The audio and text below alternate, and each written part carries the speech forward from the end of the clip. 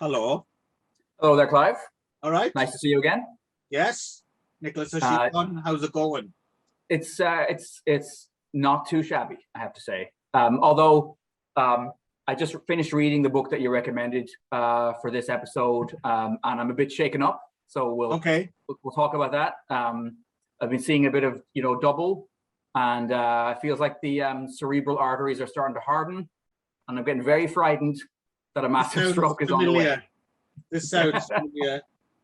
Yes, I've been thinking about that recently as well, because I'm wondering, if I should stop drinking quite as much as not that I drink a hell of a lot, but I will consume a bottle of red, of an evening, not every evening.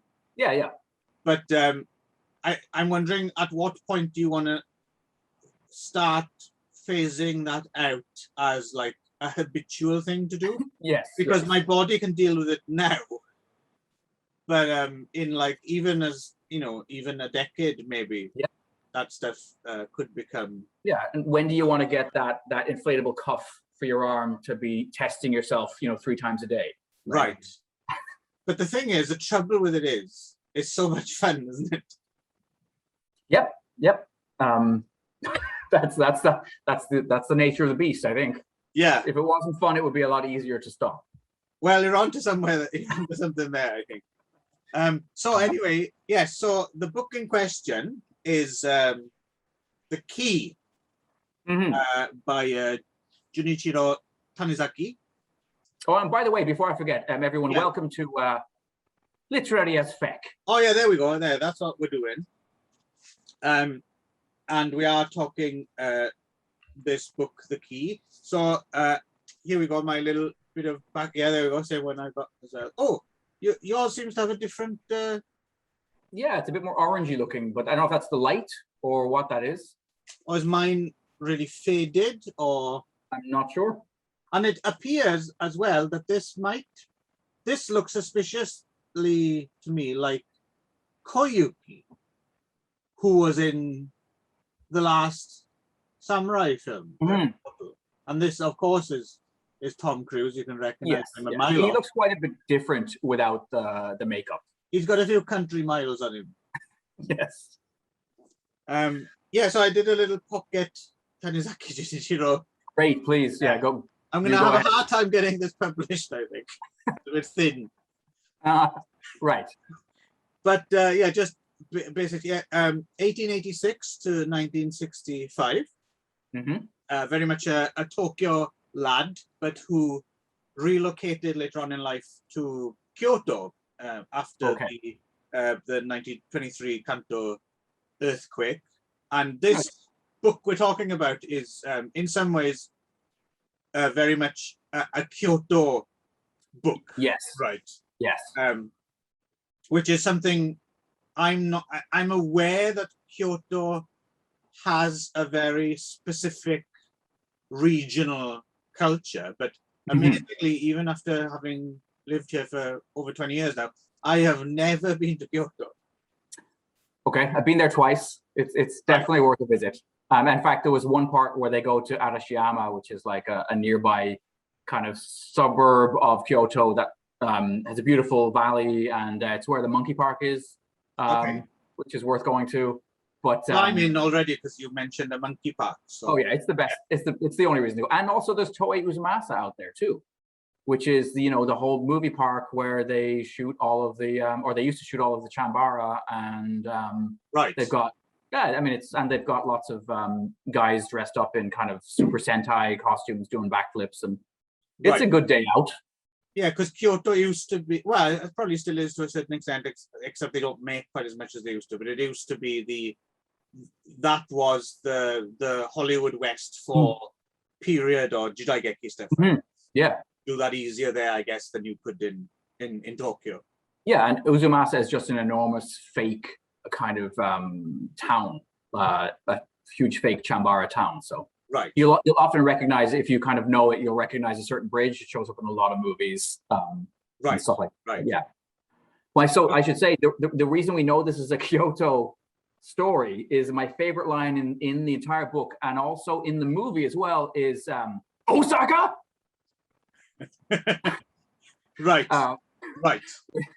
Which is the response of one of our protagonists to hearing that Yes. that's where his wife's been going, possibly to have an affair. Yes. So but he's more outraged by it being Osaka than anything else.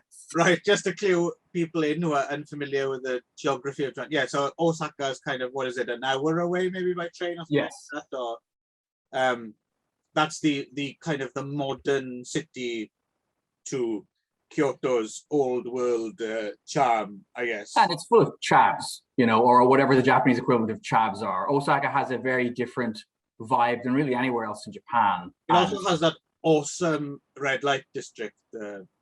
I'll just forget the name of it. Toby, you've been there, right? I mean, not as a but I've been to Osaka once, but I don't think I went there with my wife. No, but I'm aware. I think I'm aware of. Yeah, it's like it's a good few blocks. I don't know, 3 blocks across, 3 blocks up. It's like a square of like wooden, like 2-story little shacks. Right. And the way it works is like on the front will open up, and you'll have like you know, the prostitute, and then like a mama-san sitting next to her, who I guess is used to be the prostitute, right? And now they've taken the girl under their wing, and they just sit there and just kind of wave at you as you walk past. And if you're interested, you go up and, you know, you talk prices, and then you go up to the 2nd floor. And it's an amazing place because you can walk about. You're not allowed to take photos. Like, if you try taking photos, you will get attacked by surprisingly vicious old women. But there's like a police box there. There's a koban, so it's very safe. And the whole place is basically run by these women. There's no pimps. There's nothing like that. It's a fascinating. Okay. It kind of sounds like the old floating world of Japan. Very much so. Yeah. Except without I think even the old floating world would have been much more male dominant. Yeah, right, and yeah, a bit scarier probably. But it's, you know, I've had more than one student, and I have one close friend as well who's Canadian, whose wives are from Osaka, and I can remember my students in Japan whose wives from Osaka always been like, oh, my wife's got a terrible mouth on her. Like, you know, I never know what she's gonna say. She says the meanest things to me.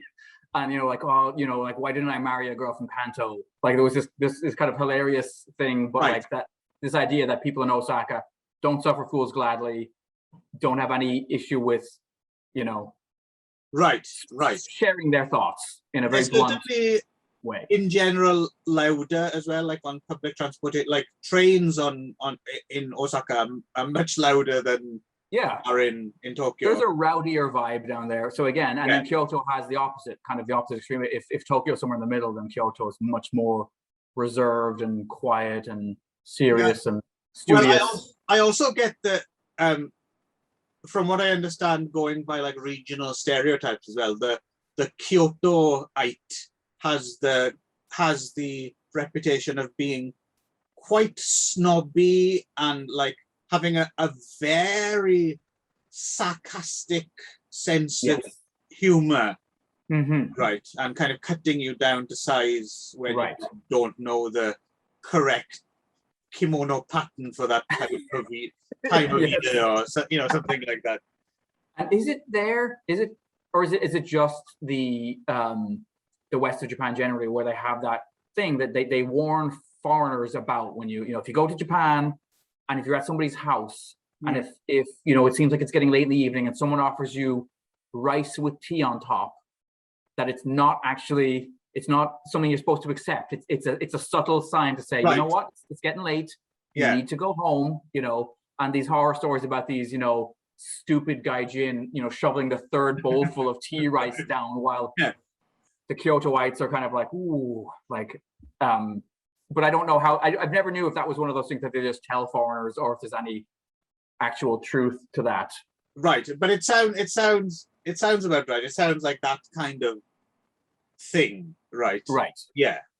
So from what I understand about Tanizaki and this book, the key or kagi comes from he very much apparently earlier on in his career he was a bit more, I suppose, influenced by Western literature as much as he was Japanese. But then apparently the Kyoto period of his life kind of coincided with him kind of going back to more traditional Japanese roots, and he famously translated into like modern Japanese. He translated the Tale of Genji twice. Like it was like a kind of a obsession with him. And I suppose his most famous book, which I've not read, but his most famous book outside of Japan, is the Makioka Sisters, right? Okay. Which I've no. The only thing I've read is this and the book that it's paired with in this book, actually, the Diary of a Mad Old Man, which has a lot in common and is quite the read as well, and some short stories. And everything I've read by him, I've really liked, and I get the feeling that I'm keen on becoming a Tanizaki completist, or at least what's out there in English. And there's a fair bit. I think he also he wrote a short story, The Tattooer, which like some movies are kind of vaguely based on. And the book that's translated into English as Quicksand, which was the basis for that film Manji. I haven't seen it.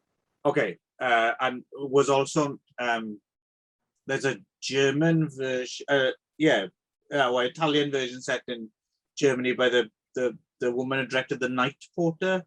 Okay. What's it called? I forget what it's called now. Her version of it, but another kind of erotic.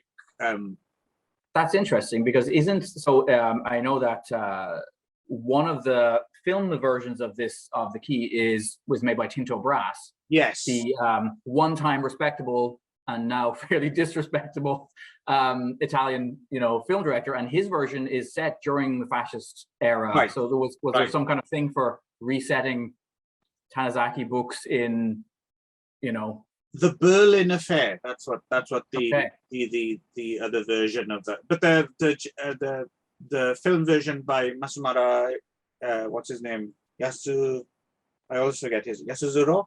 Is that his name? His film version from the 60s is pretty good as well. It's kind of a similarly, it's a kind of a weird kind of love triangle story with these kind of strange undercurrents of kind of control and masochism and so that's all I've got on Tanizaki, just to kind of put him in a bit of context. Are you familiar with Tanizaki other than this book? No, I don't remember it. So when I first moved to Japan, I read a bunch of various different writers, but I don't know that he's one that at the time that I was really aware of. So this is probably a first. Right. This is the first. I'm pretty sure this is the first Tanizaki I've read. So shall I give a very brief, just kind of summary of what it is? Sure. Right. Okay. So it's an epistolary novel, and I did have to look that up because I knew an epistolary novel was made up of letters, like perhaps Dracula, but I wasn't sure how much epistolary covered. So I wasn't sure if it of diary entries. Yes, but apparently it does count. So I was wondering, do I have to learn a new word that means novel made from diary entries? But no, epistolary, it covers the waterfront, apparently. Awesome. So this is, ostensibly a couple of different diaries, one kept by a kind of elderly, he seems retired, I guess. I don't know what his job was. But 55, the book tells us. Right. And it seems fairly affluent, middle class, Kyoto man. Somewhat a man of letters, maybe. He seems to have extensive diaries, but he also kind of lets us know that he seems to have been an academic of some kind. Yes, and he's got lots of like antiques and things that he can always flog if he's running out of. He seems very much, again, without knowing too much, he seems very much a type. Yes. Him and his wife. I was thinking maybe comparable to maybe at that time, 50s and 60s, maybe what people who lived in Ginza might have been like. Yes. Yeah. What I gather from old books and movies, like pretty well off. Maybe not solvent, but always with enough property or antiques or something to get by. Yeah. And they always seem to have people around for drinks and a particular delicacy that they picked up from the market that day. And that's kind of, and something very appealing to me about that, I have to say, even though I don't have that. Like, there's something about that idea of phoning someone up and like, oh, come on over because we've got some cod roe from, wherever. Yes. That kind of thing. It's funny. It's one thing that, it's a slight aside, but that Japan does better than any other country I've been to or lived in. It's sell itself to itself. And so when you're on the trains in Japan, there are pictures of all the other kind of regions of Japan. And also every region has some sort of either real or manufactured specialty in terms of food or in terms of other, and so there's these reasons given to why you want to go and try these various experiences or foods, and I don't know if, Canada doesn't really particularly do a great job of saying, hey, see the rest of the country, this is what these areas are well known for. But Japan seems to have a really strong internal sense of self and why you would want to go to, Well, I think it might have something to do with, I noticed since I've been living here, I've learned to recalibrate my expectations and to appreciate subtle nuances and differences rather than expect to be like blown away. Like, I think there's a certain thing about, modern Western culture, which is very hyperbolic, and our language has become hyperbolic. Like things like, it was like awesome, it was like the best. I was like hilarious, everything's like cranked, right? Yes. And here I still feel that you have value in appreciating, well, like for instance, like cherry blossoms. Like cherry blossoms are not really, I mean, it's just some pink flowers, really. But if you kind of tune yourself into it, kind of appreciate it, there is, you kind of, and now after many years, I get why it's big. Like, I appreciate it. Like, particularly the falling of cherry blossoms. Like when when I would exit my little apartment and walk up to the train station, and there would be this kind of, snowfall of pink blossoms, and there'd be a little homeless guy over there with his kind of cup noodle in the morning, and it's kind of otherworldly. It is a, and it's got that bittersweet as well. So it's not so much, oh, that's beautiful. It's more like, God damn, today would be a great day to die. Or, it's not that kind of thing. Exactly. The transitory nature of life really cuts at your heart in those moments. So I think that might be part of it, is as well that when you go to another part of Japan, you're not necessarily expecting to go somewhere mind-blowingly different, but you just appreciate the subtle nuances. And then maybe we'll get back to the book in just one second, but the last connection I have to make is, the first year and a half I was out of Canada in Japan, like it took us a while to get back because I think we left before Christmas, like a few months. It didn't make sense to go back that first Christmas. We'd just gotten to Japan. So by the time I got back to Canada, I was like almost a year and a half since we'd left. And my palate had become much more sensitive because I was kind of eating foods that would tended to be spiced or whatever in more subtle ways. And I got back to the Vancouver airport and went to a Thai restaurant and got a Thai wrap. And first of all, it was like this big. If we're audio only, that's very big. And so I was like, holy shit, that's a lot of food. Okay. And then I started to eat it, and it was like there was 15 different flavors, all in some kind of battle royale going on there. And I was like, well, this is awful. Like, why is there so much going on in here? Why hasn't this been stripped back and pared back to the essentials? And it was eye-opening for me. It only took a year and a half to kind of reset my whole what I expected from food in terms of flavor. I remember going on holiday to Guam, and one night we went out to like a steak place kind of. After we got over being horrified by number one, we entered like just when they were doing their like stage show part where all the staff started line dancing, which was just like a crucifix to Dracula. But we managed to remain seated and didn't flee because the annoying thing again, it wasn't as if the staff were good at it. Like at least if they did that, and I'm sure there is a steak place in Japan where you go in and the staff start line dancing, but at least the staff will have actually learned how to dance properly. Like this was just rubbish and horrible. But then, okay, fair enough. And we sat down, we ordered some food, and I remember something came, I can't remember what it was, and I bit into it, and it was like, oh, this is delicious and very flavorful. That the first bite, and then oh no, my mouth's gone like totally numb. Like the second bite is unnecessary. Like I'm done. Like I've ordered so much stuff, and like onion rings, which were like this size. How do which is very big. Onions aren't even that big. Like how the fuck did you? Like, well, I don't know. There's several onions. There are labs here on Prince Edward Island where they are growing carrots the size of, a cruise missiles. So it is possible that there is some Franken lab where they are making, like the movie Frankenstein Island, right? Exactly. The most beautiful vegetables I've ever seen. If you haven't done that yet, by the way, that's something you should definitely inflict on Ron over at the Magic Morning Wood, because that film is fantastic. Yeah, or I'll have to look into its availability. If it's not available. That is true. I would be very happy to revisit that. What do you mean we? You're talking about those twats? Oh yeah. That's you're right. That's about I'm just seeing John Carradine in my head right now going, the power, the power, the power.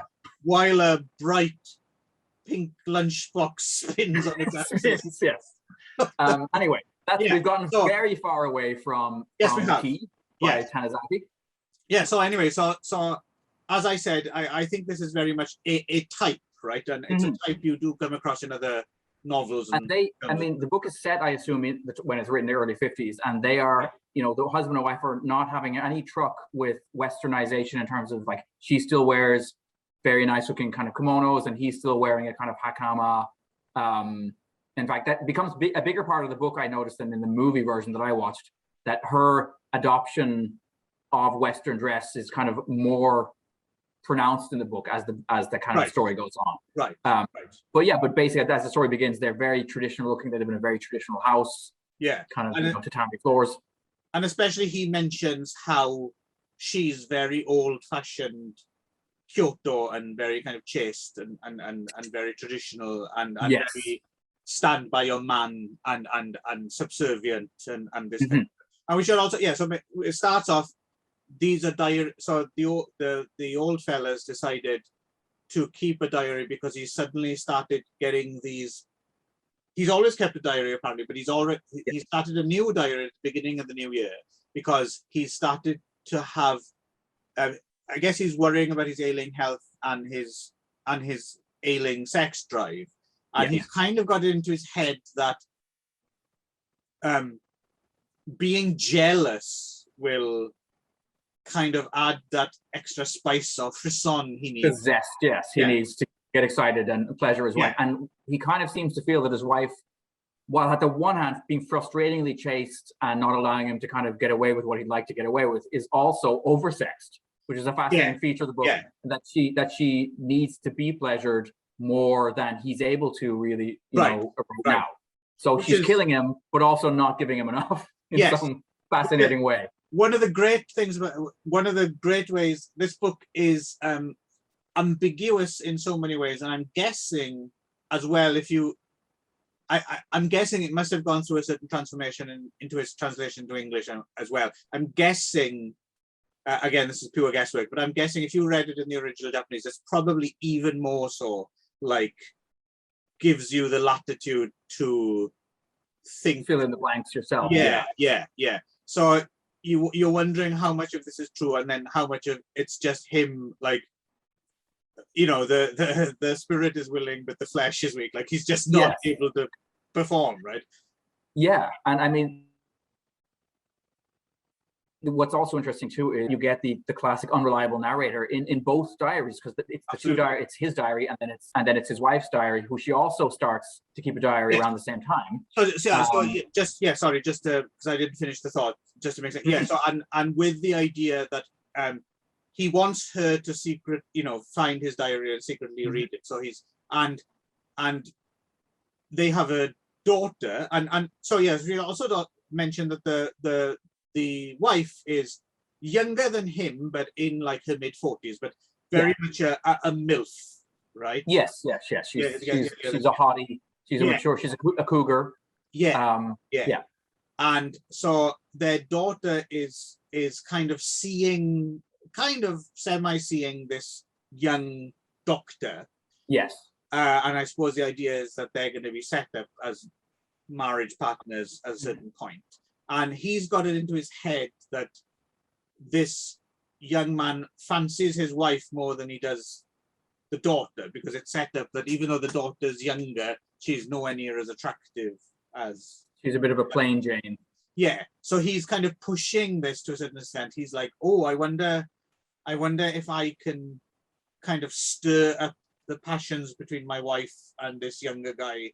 I suppose as well, because it's like, well, I kind of quite like this guy. He's kind of a member of the family. So if anyone's going to be cuckolding me, he's the best bet, kind of. Yes.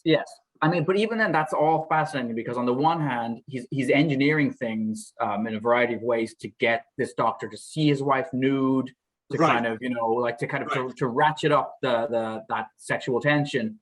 But at the same time, seems to feel like, but there's a line that he really doesn't want her to cross, or I don't know what if he does, but he maintains in the diary that he doesn't want her to actually sleep with the guy. He just wants to push it as far as it can go, because that will excite him in his jealousy and make him angry, and then make him a better lover. And also, he keeps redrawing the line as well. Yes. Yeah. So the wife also is keeping a diary all about how, well, I'm not reading his diary, I'm not interested. And, I don't care. So they're both... And my husband's a kind of reading each other's diary. A lot of it, my husband's kind of a sleazy, scabe, porno file, like he's a gross, kind of not very attractive man, but I'm a good dutiful wife. She mentions, like, waxy usually skin. during lovemaking, I keep my eyes shut, but I made the mistake of opening my eyes and his disgusting skin, and she doesn't hold back. And again, that's interesting in terms of the relationship. Yeah. I'm wondering if she's deliberately like goading him. Because it seems to be like, on some level, she's assuming that he's reading her diary, and he's assuming that she's reading his. And then for a long time, the book doesn't necessarily spell out whether that's actually happening. We're kind of left to try to figure out if they might be or might not be reading each other's diaries. But yeah, if that's the case, the two things that jumped out at me was, one, that she writes some awfully mean things about her husband, but that they both acknowledge that their daughter's a frump. Which is, because at a certain point, there's an element that it seems suggested that she's also reading at least one, if not both, of their diaries. Right, which kind of explains her behavior, because they mentioned a few times, like, oh, she's acting a bit off. Like, she's not.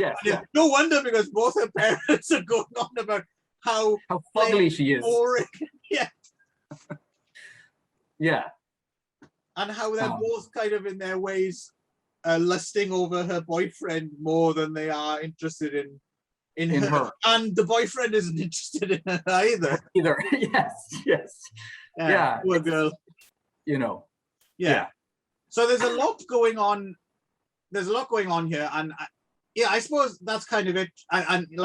So there's all these opportunities. For instance, she drinks a bit too much and passes out in the bath. So the young man has to help him take her to the bed, and then he starts taking the husband starts taking Polaroids of his wife, not Polaroids, sorry. He's taking photographs of his wife later. No, they are Polaroids at the beginning. They are Polaroids, right? Yeah, yeah. So in fact, and that's another weird thing. So the young doctor lends him the Polaroid, and he's like, "Oh, I wonder how he guessed that this is right up my alley." Like that, you know. Right. The old man is like, he almost gets worried, like, maybe this is just a younger version of me, almost. Or even did the daughter show the diaries to him? Maybe. Right.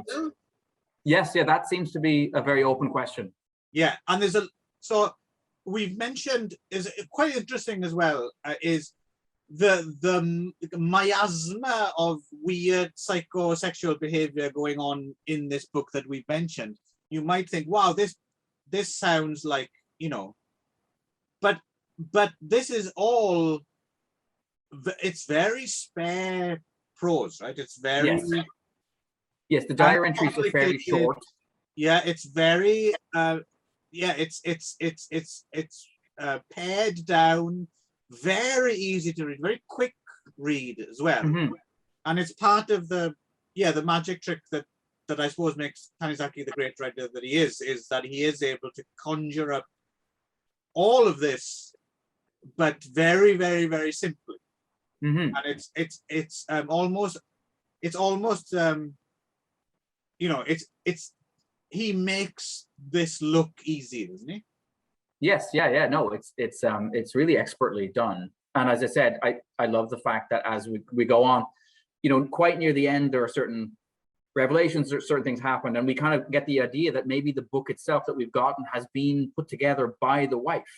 She almost seems to say, like, I spliced our diaries together, and I almost sound like maybe I've made elisions, or, you know, like, you know what I mean? Like it's really unclear at the end, like that, you know, and what her purpose is in putting this thing together is unclear. And then, as I said, there's this whole question about who's whether you can trust either of them. And then it's not a love triangle, as you said, it's a love square, because we've got the daughter as well.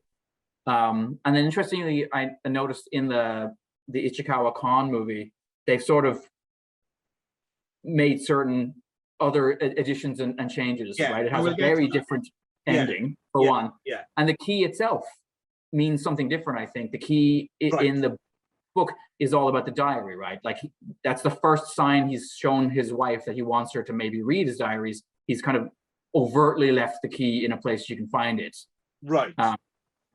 And the diary, in fact, funnily enough, doesn't really feature hardly at all in the movie version that I've seen. No, they kind of dispense with that. And I kind of see how why they would have done that, because it doesn't necessarily translate to the screen. Yeah. Plus, I suppose you don't need it in a way if you just show the events. But it certainly does lose a certain, you know, that whole angle about how much do the other people know. And I'm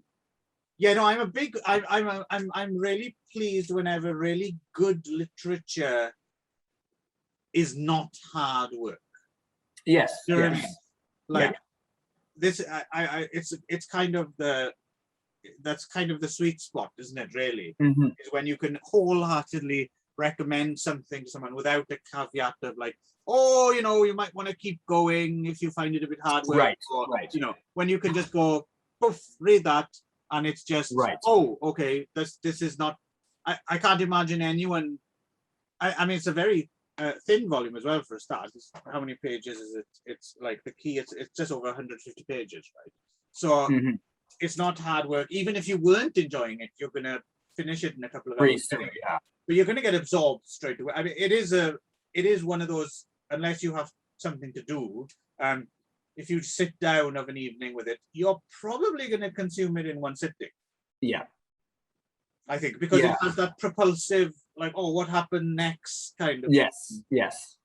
And then by switching point of view almost every other chapter as well, it kind of creates this, what's going to be the response of the other protagonist to what's just happened, because, you know, they don't often tend to cover the same. It's been kind of, it's so that it does, the story continually moves forward. We don't often see the same scene from both of their points of view. Occasionally, I think we might. Yeah, it's not full on like Rashomon kind of thing, right? No. It's more pieced together from different vantage points and different perspectives. It's funny, you know, at the beginning, like as well, like because your sympathies, I suppose, ultimately shift as the book goes on too. Because at the beginning, you know, the husband seems more skeevy, more kind of, you know, like, I mean, it's kind of, you know, there's a sense of like, well, how much is the wife consenting to being made this drunk and then passing out? And then at one point he chews up, particularly gross scene for me for some reason, when he chews up the sleeping tablets or whatever and then just kind of dribbles them into her mouth while she's passed out. I was like, ugh, that's gross. Drugging your already drunk wife. But yeah, yes. But then, you know, as the story goes on, you know, I don't know how much we want to get into spoilers, but there's, you know, there's a fairly major shift at a certain point where you realize that the wife not only is certainly a consenting adult, but it is maybe at least as much, if not more, an engine behind what's going on and for her own ends, you know. I think so. I think you're quite right. It's set up like that deliberately as well, and plus it's coming from Tanizaki. But also, I think it's our viewpoint as slightly Skeba Oyaji ourselves, that we identify with the old man to a certain degree. But by the end of the book, I think you're supposed to maybe feel a bit more sorry for him than you did at the beginning, possibly. Yeah, I mean, like you said, spoil. I mean, we won't wantonly spoil the book, but be aware just in case we accidentally do, because it's kind of one of those things as well. I'm not quite sure, like, even if you spoil the book, you know, it's still a great read. Yes, and I think I started to see it. I started to see where the story was headed fairly early. Once they started establishing that he had high blood pressure, and that he's also kind of a sex addict, and that his wife was kind of, you know, and that he was ignoring his doctor's orders, it started to become more and more clear that that's probably where the story was going to head. Yes, and there's a certain amount of death wish into it, but I certainly didn't expect Bruce Willis to be a ghost in the final chapter. That blew me away. That was a surprise. Yeah, that made me want to read it again from the beginning. Right, to see if you could see those scenes where how they threaded that in. But yeah, no, it's it was interesting to me that I felt like the book has this very open ending. And again, I don't know if we want to start talking about the you know, at least the Ichikawa Kon filmic version. It has a much more like, these people need to be punished ending. Yeah, well, whereas I mean, book again, kind of is like, we won't mention what it is. Let's see how far we can get. I mean, if it's necessarily, we will. If you can't talk around it, but yeah, it's, well, I don't know the way I mean. So first of all, the Ishikawa Kon version has got Nakadai Tatsuya. Yes, so that's that's funny because, of course, I started watching it. I'd only read the first half of the book, and then I started to watch the movie. Yeah. And then I stopped it and then watched like the first half, and then I watched the second half. Okay. You know, and so So what was interesting was, as I was reading the first part of the book, I didn't get the feeling that the doctor, you know, was that sketchy a guy. But as soon as Nakadai Tatsuya shows up with his weirdo death stare, waxy face, you know, weirdness, I was like, oh yeah, no, I guess he's gonna turn out to be a total creep. I was so pleased to see it, because I wasn't aware. I'd never seen this version before. I'd seen the version. I'd never seen this version. And he's young in that too. It's 1959. Like he looks like a young salaryman kind of guy. But he still commands the screen. Like, totally, unbelievably so. Like, you can see why you would fall into his like. I understood more than any other time actually watching the story about how they like discovered him basically as a department store clerk. Right. You kind of see him like standing there, kind of, madam, take a look at our range of, you know, with those huge liquid eyes or something. You know, and you can imagine a woman going out with like bags of stuff she didn't really need because he's sold. But he's great too, in that he's one of those actors apparently completely commands the stage as well as the screen. But they're, as you know, you well know, they're very different kinds of acting. Right, you need to be much grander, and yet he can restrain himself to just a tiny facial tick that speaks volumes, you know.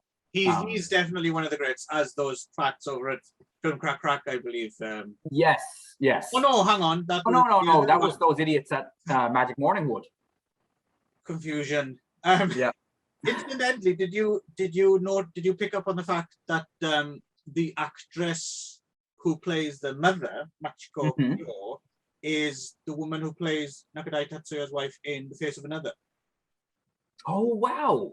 Reunited. That's perfect. That makes perfect sense. Yeah. Yes, and she's that little bit older than him again, and there's that weird. Yes. Okay. Yeah. No, I didn't realize that at all. But she's brilliant as well in this film. She's absolutely. Yeah. They did a magic. weird thing with the casting of the daughter as well, though, because I kind of see how maybe, and of course they always glam up everything in films, right? Yes. Like the nerdy ugly girl is always a quite attractive girl. They've just put some glasses on, yeah, and a crap haircut or whatever. Mm-hmm. But the daughter, I can see how she differs from the mother, and I can see how they were going for like a slightly, but she's got that sexy plane going on though, right? There's something about it, isn't there? Oh yeah, no, for sure. You can. So it's interesting. It's a very movie version, isn't it? Yeah, it does depend on how she's kind of filmed and how she, like, what angles. Like, there's certain scenes where they are both on screen at the same time, and the mother is quite glamorously, traditionally that Japanese traditional kind of beauty, and the daughter, isn't she? Yes, yeah. But yeah, you're right. She's cute too. So it's not a really stunning difference between them. Right.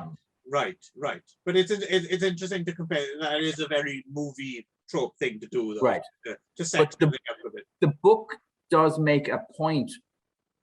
Although I should say it makes a point of being very obtuse about the point of like something's going on with the wife's, like, I don't know if it's her plumbing, but like she's really, it feels amazing to have sex with her, is the impression we get. Like there's the whole part where it's like, I hope no other man ever discovers just what an incredible, even though he also says lights out, she lays there like a sack of potatoes. Like that's also intimated in the book, like that, there's like, yeah, like she's got regardless, it's incredible. Yeah, she's got some like nest of octopus in there that like nibble at your bell end or something, or something kind of. Yeah, it's very unclear. It's very unclear.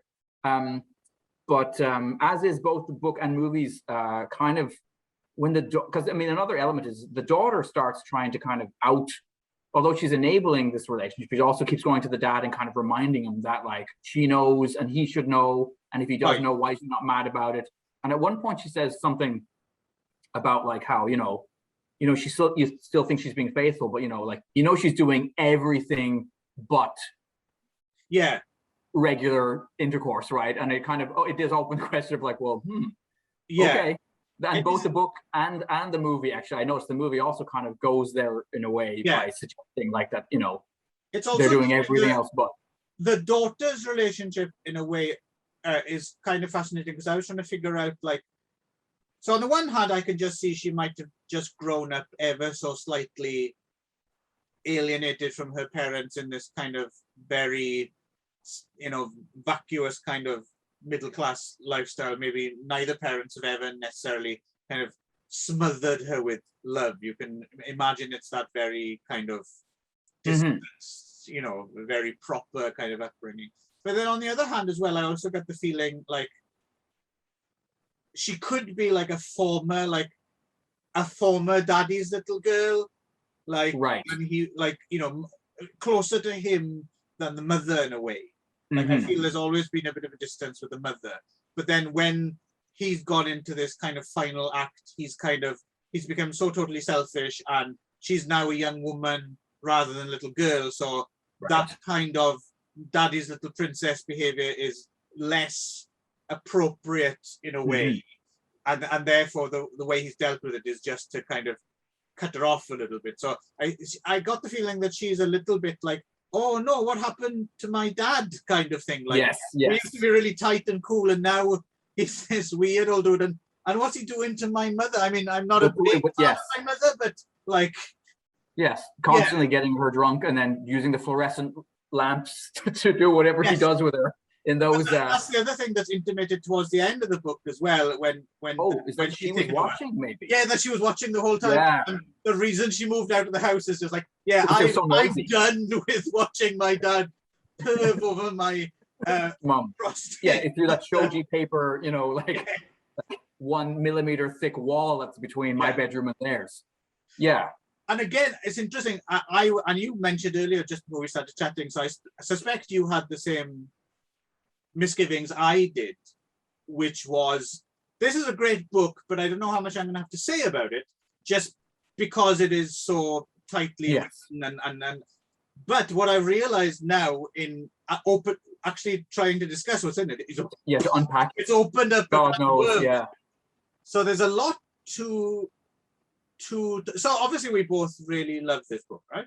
Yeah, it's a great piece of work, and I will be interested to read the almost kind of sister volume, I guess. Diary of a Madman might be even better, and which seems to cover some of the same territory around failing libido. Yes, because I've read both of these before, and I went back to read The Key again specifically because I was needing to rewatch the film versions, and I wanted to compare like what was in the book and what wasn't, and you know that. So we were talking about Ichikawa Kon and how they kind of changed the ending, and then did the ending confuse you ever so slightly, in so much as which poison was which? And yes, there was a whole kind of like watch the red, whatever, cup switching kind of thing. But it certainly did seem at the end of the movie that the kind of the Obasan house lady, who's kind of a fifth character, kind of quietly throughout the whole thing, and she is in the book too, that she was kind of saying very directly like these were wicked people, and the police are kind of waving off her concerns, like crazy old lady, just go home. She's like, no, I murdered them. They were terrible human beings. They're like, oh, it's all right, Obasan, Ichikawa secret obviously had his own, like he wanted to make his version, but he also kind of wanted to make an extra point about, I don't know, class politics or something, or amazingly, I was watching this and I don't know what you thought. I thought Odd Obsession, the film, the 1959 film, I thought Odd Obsession was good and quite absorbing all the way through, but not great necessarily. Yes, and I don't think it needed the additions that were made. No, I have to say. But having said that, just to put it into context, the same year, Ichikawa Kon directed Fires on the Plain. Okay. Have you seen Fires on the Plain? No. You know what it is, right? No. Oh, okay, all right. You should read Fires on the Plain. Okay. And watch the movie version. The movie. Okay. It's about Japanese soldiers in the Philippines having to resort to cannibalism. Okay, wow. The book is 1959. That's very early to make a movie about that. The book's amazing. The film is amazing. I'm kind of surprised, actually. I would have assumed you must have seen Fire. I think what I have seen is that documentary made many years later about the guy going around kind of trying to browbeat people into acknowledging that kind of stuff happens. The Emperor's Naked Army. Yes. That jumps to mind. That film is amazing. Bonkers. Yes, yeah. That director, Kazuhara, he's got a new film out, incidentally. I found out the other day. So there's this new fucking Johnny Depp film all about the Minamata. Oh yeah, Minamata. Yes, yeah, Minamata. So the guy who directed the Emperor's Naked Army marches on. He has I think it's a 6-part documentary or something called Minamata Mandala, which just seems so much more interesting to me than Johnny Depp wanting to win an Oscar. Yeah. Which he's not, obviously, because that film got buried under court case and everything. Yeah. And it's interesting. I was listening to someone review it, and it's funny how things have changed so quickly recently, like just within a year or 2 years, and that kind of Pulitzer Prize winning white savior narrative has really gone out of fashion really quickly, right? Mm-hmm. Yeah. This is a total aside, but it's the neighboring community to the one that I was teaching in. This whole podcast is an aside. Series of asides. The neighboring community next to, I guess, if people don't know what happened in Minamata, it was a massive mercury spill right into the water supply from a factory there, and it caused terrible poisoning. It started off. It originally the bit that I find kind of haunting about it was it started off being called a dancing cat disease, because the cats who were eating the fish would well, obviously they were poisoned. Their nervous systems were and they would mess, do weird dances and then keel over and die. Oh, no. Yes, that's awful. And so I guess the neighboring community to the one I lived in when I taught on Shoal Lake on the reserve, Grassy Narrows, which is a nearby reserve, they had the same thing happen. All right. I don't remember when it was the 60s or the 70s. But basically it was deliberately done, like a local mill of some kind just released an enormous amount of mercury into the waterways there, and the people there have been suffering with blindness and deafness and all kinds of neurological problems ever since. And most of the doctors who have come over have been from Japan, because it seemed like the Canadian government for a long time just didn't want to deal with it, didn't care. Recently that's been changing. They have got a big new treatment center built, but yeah, but it was like a lot of the international pressure brought to bear on Canada to deal with its own issue came from Japan because of their understanding of what happened in Minamata. Right, but I believe when things really started to change was when Johnny Depp took it in, and then stepped in, and saved the world. Yes, thank God for Mr. Depp. Yes, and his various English accents. What do you mean? Are you talking about Johnny Depp? But anyway, back to The Key, which is a novel by Tanizaki. So the movie apparently won an award at the Cannes Film Festival, I guess in 59 or 60, the Ishikawa one. And I'm assuming the book must have won, and I'm assuming he must have won various awards, literature awards in Japan. Yes, I think he was nominated for something like some big international award as well, like just before he died, apparently. I can't remember which one. But I'd be interested to know how many of his books have this thread of sexual stuff. Well, the other famous one is the one that's translated into English as Naomi, right? Which is the basis for a few films as well, like Love for an Idiot, and has that, Oyaji being led by the little head rather than the big head, and that's very specifically, that's earlier also, that's set during the Taisho era as well. So the kind of the succubus is like what they used to call here the moga, the modanga. Yes, the Japanese version of a flapper, basically. Right. So there's a lot of sex and erotica, and I suppose more as a part of his fascination with human relationships and stuff in a lot of his books. And like I said, I'm really, anytime Tanizaki pops up and I haven't read it, I'm very, very more than happy to give it a go. Right. And Diary of a Mad Old Man, I think you will enjoy even more maybe than The Key, because it's kind of even more. Well, anyway, you maybe put it sometime, I mean, it's interesting to me because I think when it comes to Western literature, as late as the 20s and 30s, things like Lady Chatterley's Lover were getting kind of, there was outraged response, and I wondered I don't realize this book is from the 50s, but it seems like his earlier books also kind of touched on some of the stuff, and when is Nabokov's, Lolita, like when was that? Yeah, well, written? That really blew the roof off the place. Was that the 50s, yes. Or is that? Yeah, okay. Yeah. So it's just that.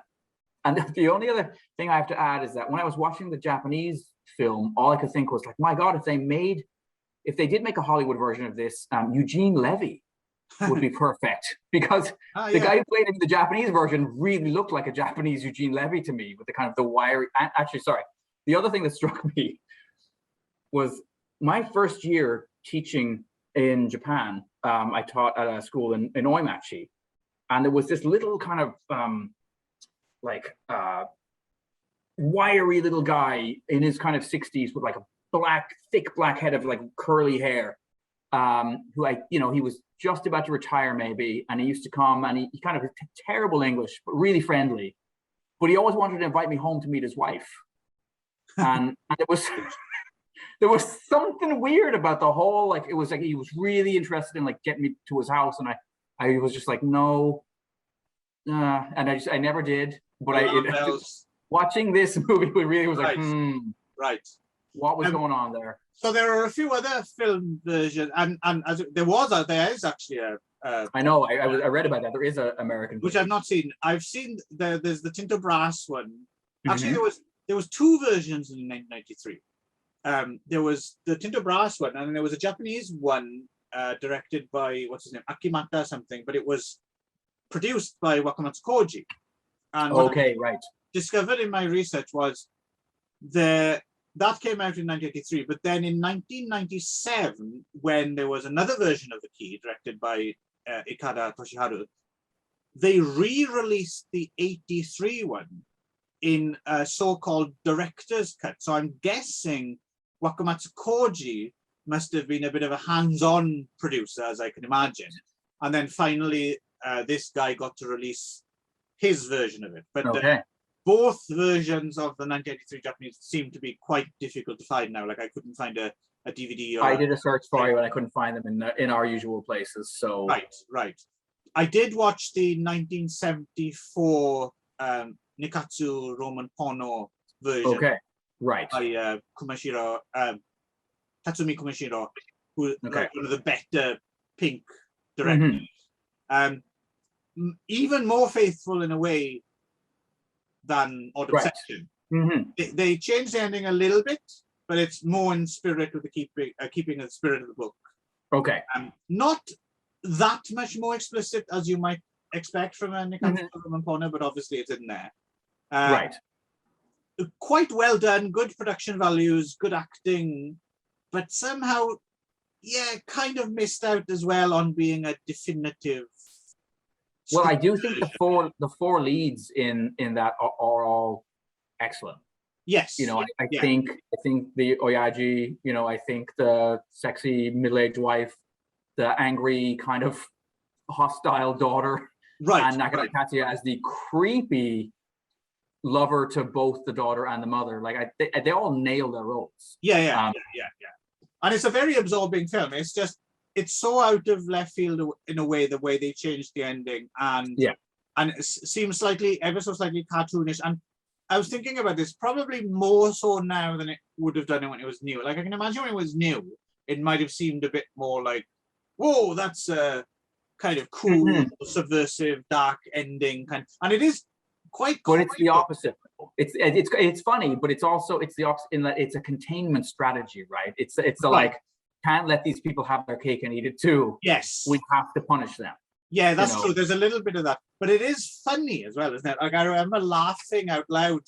Yes, because it is played like a tragic comedy. Right? Yeah, like a wah wah wah. There's an element, particularly with the cops. Sure, who's poisoned who and how deliberate it is, and it's all gone to shit, right? And yes, I see what you mean. It does have that slight punishment for dabbling in this kind of feel to it. Especially that's the flying Kyoto. Right. right. No fuck Kyoto. Osaka, whatever. Yeah. They love that shit down there in Osaka. Go to fucking Osaka if you want to do that. But that's still my favorite line was just, and as I said, both in the book, I laughed when I read it in the book, and then in the movie even more, because it's even just, it was perfectly like that. Osaka? Good God. Right. I think, unless you've got any final thoughts, we should wind this up, because otherwise it'll take longer to listen to this than to read the book. To read the book, yeah. Yes, and I would highly recommend reading the book. Yeah. 2 thumbs up. If you like none of your protagonists likable in any way, shape, or form, then this is a book for you. Yeah. Oh well. Until next time, then. This was Literary as Feck. You have been watching Clive Davis and Nicholas Oshiakon. And next time it'll be Nick's choice. So it'll be interesting to see what he pulls out the bag for us. So until then, take care. Bye.